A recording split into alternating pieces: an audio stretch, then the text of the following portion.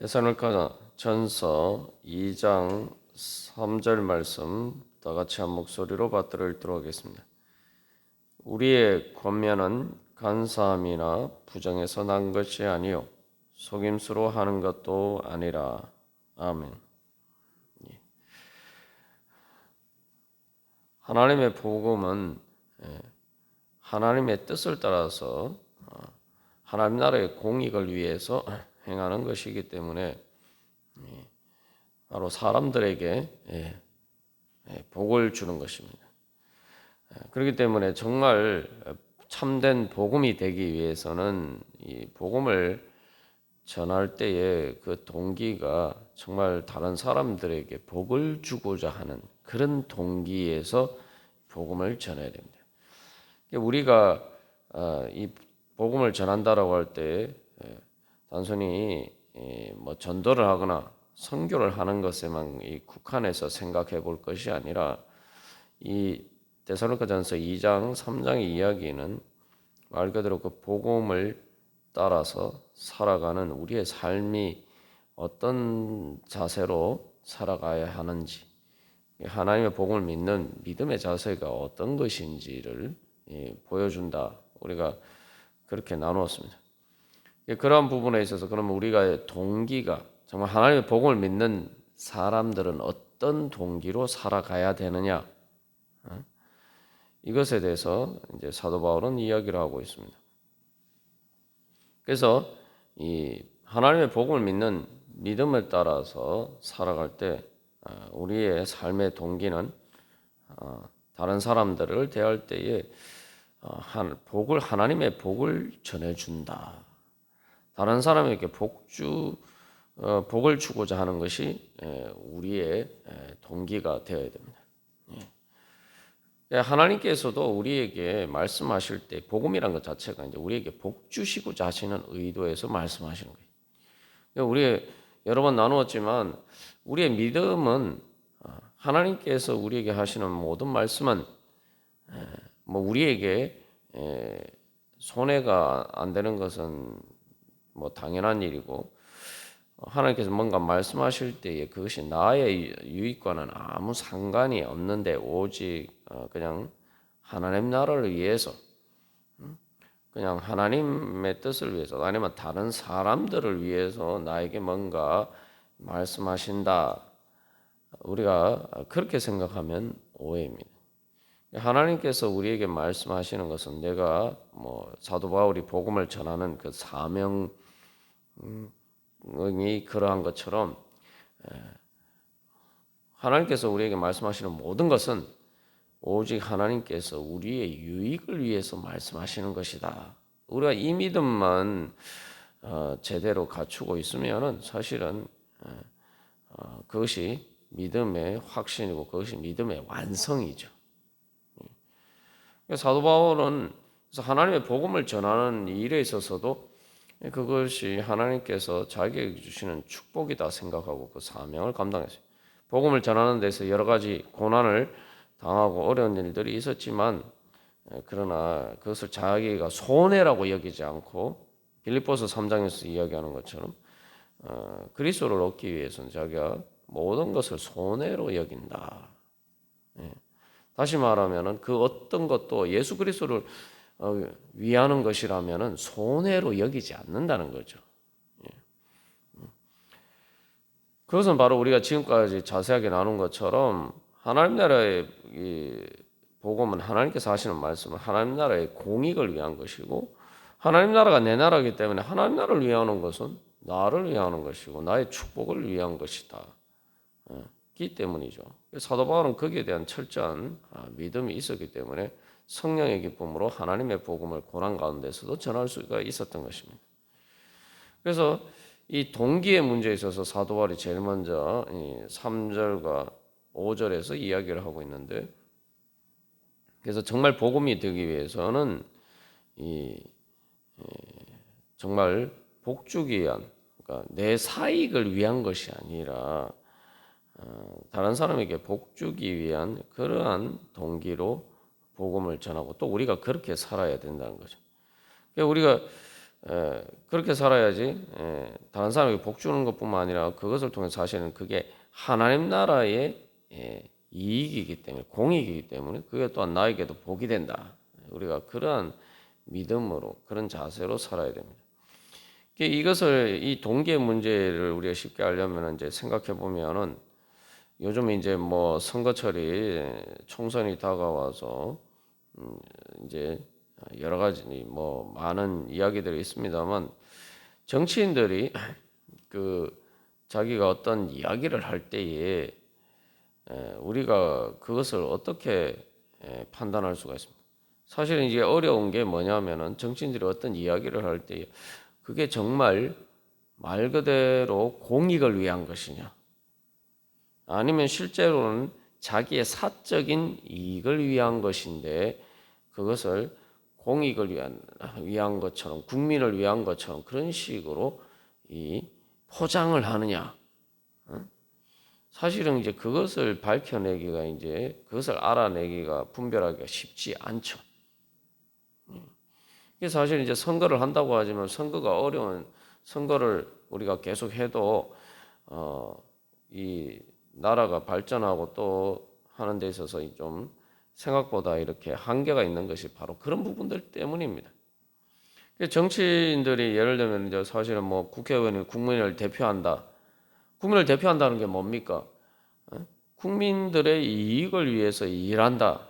이렇게 이야기하는 거죠. 국민들을 대변해서 다시 말하면 국민들의 이익을 대변해서 일을 한다. 다 그렇게 이야기하죠. 그렇게 할 거라고 자기들의 소견을 발표합니다. 그런데 문제는 진짜 국민들의 이익을 위해서 일하느냐 아니면 말은 그렇게 하는지만 실제로 동기는 사적인 자기의 욕심을 위해서 이익을 위해서 사실은 그 국회의원의 직무를 행하느냐 뭐 국회의원뿐만 아니라 뭐 여러 가지 우리가 선거로 뽑는 여러 가지 선출직도 마찬가지고 뭐 또 그런 문제들이죠. 그래서 만약에 그런 경우에 이제 비춰보면은 하나님 나라 복음도 마찬가지죠. 하나님 나라 사도 바울과 그 일행들이 하나님 나라의 복음을 전한다고 하면서 정말 하나님 나라를 위한 거냐? 그래서 정말 복음이다. 야 너희들에게 너희들이 복받기 위해서 내가 하나님의 말씀을 전한다. 뭐 이렇게 이야기를 하는데 그게 진짜냐? 아니면 사도 바울과 그 일행의 개인적인 사적인 이익을 위한 것이냐? 이제 이게 이제 이런 부분에 있어서 사람들이 이제 의심을 하죠. 그러니까 하나님의 복음을 전할 때 사람들이 제대로 잘 믿지 못하는 이유가 바로 그것입니다. 그래서 이 마귀가 하나님의 복음을 사람들로 하여금 믿지 못하게 할 때에 어떤 식으로 생각하겠냐면은 아니 저 사람이 그게 하나님의 복음이라고 전하지만 실제로는 나한테 이익이 없다. 나의 이익을 위한 것이 아니다. 자기 예수 믿는 사람들의 자기들의 이익, 뭐 교회의 이익을 아니면 목사나 성직자들의 개인적인 이익을 위해서 전하는 것이다. 이런 식으로 이제 생각하도록 만든다는 거죠. 그런 식으로 또 공격을 합니다. 또 뿐만 아니라 또 실제로 또 사람들이 또 그렇게 할 때도 있죠. 하나님의 복음을 명분으로 내세우지만 하나님의 복음을 자기의 사적인 이익을 추구하는 도구로 악용하는 또 사람들도 실제로 또 있다 이 말이죠. 이제 그 하나님의 복음을 전할 때에 그렇기 때문에 기독교든 어떤 것이든 간에 바울이 그런 복음을 전할 때 사람들이 믿지 않는 사람들이 그렇게 받아들이고 또 그런 식으로 또한 이 공격을 하는 사람들이 공격을 했다 이 말이죠. 우리가 생각해 보면 사람들이 복음을 전하는데 왜 바울을 핍박하고 그들을 왜 그렇게 사실은 특별한 죄도 없는데 왜 공격하겠습니까? 그게 뭐 두 가지 이유죠. 자기들의 이익을 해친다. 사실은 이제 바울이 빌립보에서나 데살로니가에서 당한 고난을 보면은 이게 이제 사실은 유대인들이 자기들의 이익에 해가 된다 이렇게 생각해서 사실 바울을 공격한단 말이죠. 근데 이제 사실은 그렇기 때문에 사도 바울은 자기들에게 손해를 끼치는 사람이다 이렇게 생각. 그렇기 때문에 또 다른 사람들도 그렇게 선동을 하죠. 기본적으로 이 사도 바울뿐만 아니라 이후에 기독교가 고난과 핍박을 받은 것은 국가의 이익을 로마 제국의 이익을 해하는 것이다. 사람들에게 유익을 끼치는 것이 아니라 손해를 끼치는 그러한 것이다. 그래서 사실은 기독교를 핍박했다 이 말이죠. 오늘날 그렇게 핍박하지 않더라도 사람들이 그렇기 때문에 복음을 잘 믿지 않습니다. 그게 진짜 나의 이익을 위한 것이다. 정말 그 하나님의 복음이 나의 축복을 위한 것이다. 이렇게 생각하면 사람들이 당연히 믿겠죠. 그 복음을 믿는다는 게 말 그대로 하나님께서 우리에게 주시는 그 말씀이 예수 그리스도를 통한 구원이 말 그대로 구원이다. 나한테 축복이 된다. 정말 그 복음이 약속하는 것처럼 그것을 통해서 영생을 얻고 죽어도 부활하고 하나님 나라의 은혜를 누리게 된다. 이것을 진짜 믿는다면 그 안 믿을 사람이 누가 있겠어요? 그러니까 이제 마귀는 항상 사탄의 악한 권세는 그 부분을 공격해요. 믿지 못하게 합니다. 믿지 못하게 할 뿐만 아니라 사실은 복음을 전하지만 그거에 우리의 축복을 위한 것이 아니라 어떤 그 사적인 이익을 위한 것이고 그렇기 때문에 사적인 이익이라는 게 뭡니까? 어떤 사람이 사적인 이익을 추구하면은 그 다른 사람들은 손해를 보죠. 그게 사적인 이익이에요. 공익이라는 것은 내가 손해보는 것처럼 보이지만 사실은 그것을 통해서 나도 이익을 얻고 모든 사람들이 같이 유익을 누리는 게 그게 바로 공익입니다.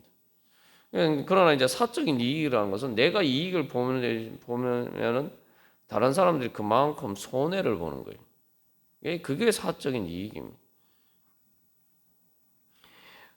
그래서 사실은 이제 우리가 공익을 위할 때는 우리가 세금을 내거나 이럴 때 내가 손해 본다 이런 이제 생각이 있죠. 그러나 사실은 그것을 통해서 우리가 제가 여러 번 나눴지만 대한민국에서 아무리 제일 많이 세금을 많이 내는 사람도 그런 정도 되는 돈으로 자기 스스로 지금 이 땅에 살면서 누리는 많은 것들을 자기 돈으로 다 사실은 만들어서 할 수가 없어요.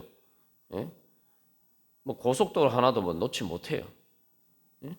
공항을 이용하는데 공항 하나도 만들지 못합니다. 자기가 낸 세금은. 사실은 이제 세금을 내서 내한테 손해라고 생각하지만 사실은 세금을 내서 사실은 내가 그 공익에 참여함으로써 내가 세금 낸 것으로는 그 돈으로는 도저히 얻을 수 없는 이익을 수많은 사람들이 같이 모아서 그래서 많은 사람들이 아주 작은 비용으로 바로 그 모든 이익을 같이 누리는 거죠. 그게 공익입니다. 근데 사적인 이익은 이제 반대죠. 그래서 이 사람들이 복음을 들을 때에 정말 자기의 이익이라고 생각하고 듣지 않고 또 많은 경우 그게 이제 사익을 추구한다.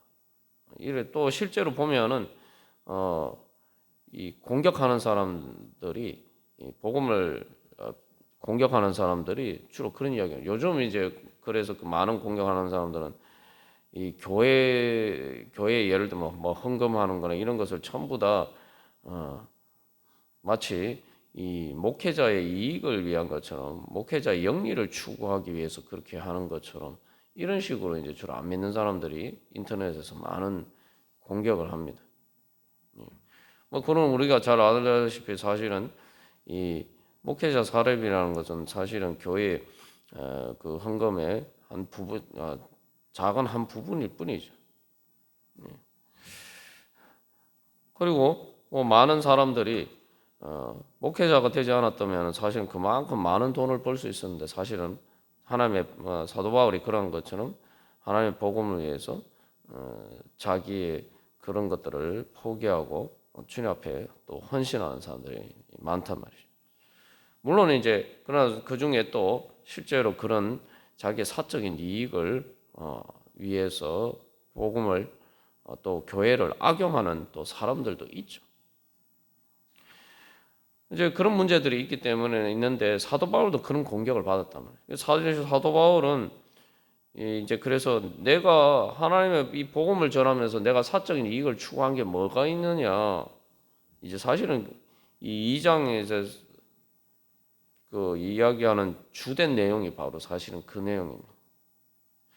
우리가 그런데 이게 예수를 믿지 않을 때뿐만 아니라 예수를 믿을 때도 마찬가지예요. 예수를 믿을 때도 자꾸 그 믿음이 없어서 마치 그 내가 신앙생활 열심히 하면은 그게 마치 나한테는 이익이 안 되는데 뭐 교회나 뭐 무슨 목회자를 위해서 그렇게 하는 거 해야 되는 것처럼 자꾸 이런 식으로 생각할 때가 많다 이 말이죠. 예를 들면 뭐 신앙생활 열심히 하라고 목회자가 권면하면은 아니 그 뭐 신앙생활 열심히 해야서 목회자의 개인적인 이익을 위해서 그렇게 권면합니까? 아니죠. 아니면 뭐 교회의 이익을 위해서 그렇게 권면하는 건가요? 말 그대로 우리가 신앙생활 하면서도 정말 내가 신앙생활을 믿음으로 내가 주님 앞에서 그렇게 하는 것을 그게 내 이익이라고 생각해야지. 우리가 신앙생활 열심히 해. 내 이익이라고 생각하지 않으니까 신앙생활을 제대로 못하는 거죠. 사실 믿음이란 게 바로 그런 겁니다. 바울이 지금 이제 3절부터 계속 하고자 하는 바가 바로 그런 얘기예요. 그래서 여기서 이게 이제 또 담대함의 문제와 관련되어 있죠. 사도 바울은 담대하게 하나님의 복음을 전한다. 복음을 전하는 데 있어서 담대하다 이야기할 수 있는 건 뭐냐면은 예를 들면은 내가 사익을 추구하는데 사적인 목적을 위해서 사적인 동기로 복음을 악용한다 이러면은 사람들에게 당당하지 못하겠죠. 그래서 여기서 2절에서 얘기한 담대함이라는 게 바로 그런 의미인 거예요. 내가 만약에 뭐 겉으로는 좋은 어떤 다른 사람들 듣기에 좋은 이야기를 하지만 사실은 내 안에 그것을 통해서 어떤 다른 사람들이 알면 안 되는 부끄러운 동기를 숨기고 어떤 말을 한다든지 행동을 한다든지 그렇게 하면은 내가 그 부분에 있어서 당당하지 못하죠. 당당할 수가 없죠. 다른 말로 하면 떳떳하지가 못한 거죠. 그래서 2절에서 이제 사도 바울이 하나님의 복음을 전하는데 담대하다 이런 이야기는 내가 당당하고 떳떳하다는 거예요. 하나님 앞에서 떳떳하다는 거예요.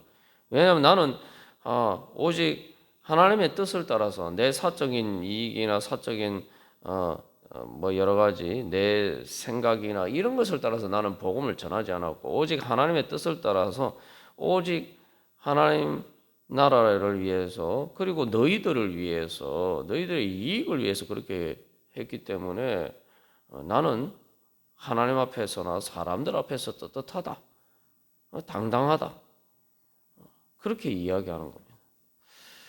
그래서 이제 이 부분에 있어서 이제 우리가 항상 우리 자신에게도 돌이켜 보면서 내가 정말 하나님 앞에서나 사람들 앞에서 정말 떳떳하냐?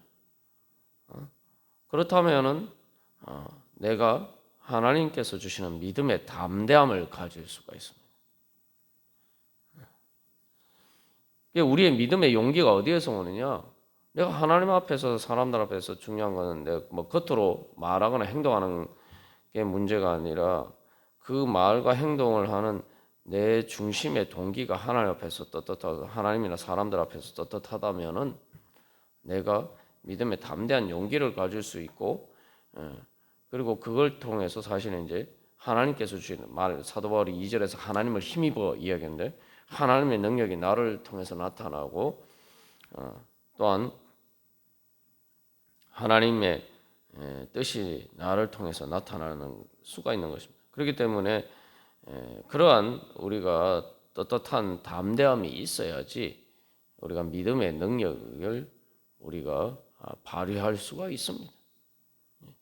그래서 우리가 주님 앞에 오늘도 또한 기도하면서 또 예배하면서 나아갈 때 정말 내가 하나님 앞에서 내가 떳떳한가, 당당한가, 내가 정말 주님 앞에 예배할 때에 정말 내 마음의 중심의 동기가 어떠한가. 그래서 우리가 하나님 앞에 떳떳한 게 다른 게 아니에요. 그래서 내가 하나님 앞에 나아갈 때 정말 하나님께서 주시는 복을 얻기를 원합니다. 그런 중심으로 나가야 돼. 그게 떳떳한 거예요. 근데 그 복이라는 게 내가 어떤 사익이 아니라 하나님 나라의 공익이 나의 축복이다. 이렇게 생각하고 하나님 복 주시옵소서. 우리가 이런 믿음으로 나아가면은 하나님 앞에 담대하게 나아갈 수가 있는 거예요. 이게 하나님 앞에 떳떳하다는 건 마치 내가 하나님 앞에 나가면은 오직 하나님을 사랑한다라고 할 때 내 자신의 이익이 복 주시옵소서 그렇게 이야기를 못 하는 것처럼 그렇게 생각하면 이게 또 오해. 중요한 우리가 하나님 앞에서 당당하게 하나님 복 주시옵소서 구해야 돼요. 근데 중요한 거는 내 사적인 이익이 내 뜻대로 내 생각대로 하는 것이 복이 아니라 하나님께서 나에게 말씀하시는 그 뜻을 따라서 행하는 것. 그리고 또 하나님 나라의 그 공익이 바로 나의 축복이다. 그렇게 믿고 하나님 그런 축복을 주시옵소서. 그래서 예수님께서 말씀하신 것처럼 하나님 나라와 하나님의 의를 구하오니 주여 그 축복을 주시옵소서. 이렇게 기도하면은 우리가 하나님 앞에서 떳떳하게 당당하게 주님 앞에 나아갈 수 있는 우리가 그런 동기로 예배한다면 하나님 기뻐 받으시는 예배가 되는 거예요.